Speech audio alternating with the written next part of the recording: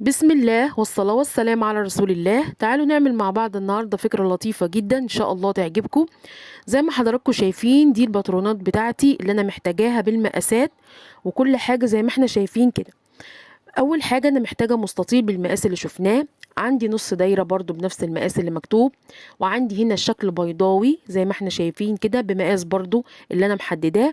برسم المستطيل وببتدي أحدد جواه الشكل بتاعي. تمام كده. هاخد بقى كل الاجزاء بتاعتي دي، انا طبعا بوري حضراتكم مقاس عشان نشوف انا هحتاج ايه. عندي هنا المستطيل محتاجة منه 2. هجيب قطعة فوم، قطعة الفوم دي يكون بلزق او اوزع عليها لزق انا والزق فوقيها اي قطعة قماش انا حابة شكلها. النص دايرة برضو قصيت منها جزء من الفوم وبدأت برضو اغلفها بالقماش. جبت عندي سوستة تناسب الالوان اللي انا شغالة بيها، وبدأت ان انا اركب المستطيلين على السوستة بالظبط. هلزقهم زي ما احنا شايفينه بشويش جدا، براعي اني ما اجيبش اي لزق عند السوستة. بعد كده بشيل اي زيادات موجودة معايا. هقفل المستطيلات دي من الناحية اللي هي طرف السوستة، وهلزقهم من جوه بقطع صغيرة من نفس القماش. اي زيادة معايا من السوستة بشيلها. هجيب بعد كده قطعة من الفوم او قطعة من نفس القماش اللي انا غلفت بيه الجزء الامامي او النص دايرة، وهبدأ اركبه زي ما احنا شفنا كده. هوزع معايا شوية لزق والزق الدوران اللي احنا عملناه.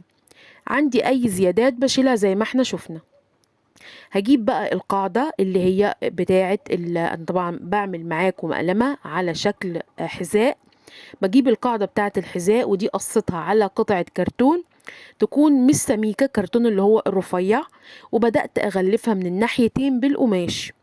باخدها ببتدي اركبها كده في مكانها، بس مش بحط اللزق مرة واحدة، بحط جزء جزء والزقه لحد ما ينشف بالطريقة اللي شفناها دي. اي زيادات معايا بشيلها. الفكرة ما شاء الله فكرة مقلمة رائعة جدا وبسيطة وسهلة زي ما احنا شايفين. عملت فيونكة صغيرة من الفوم على ايدي عشان افنش بيها الفكرة. هجيب عندي شريط زجزاج، هبدأ كده ألفه حوالين السوستة عشان يديني شكل لطيف وحلو زي ما احنا شايفين. هبدأ دلوقتي بعد كده أركب بقى هنا الفيونكة اللي عملتها، وهجيب جزء صغير من نفس القماش وهعمله كده كمكان لتعليقة أو لو حابة أركب فيه ميدالية. حاجة بسيطة وسهلة وشكلها كيوت جدا وحلوة.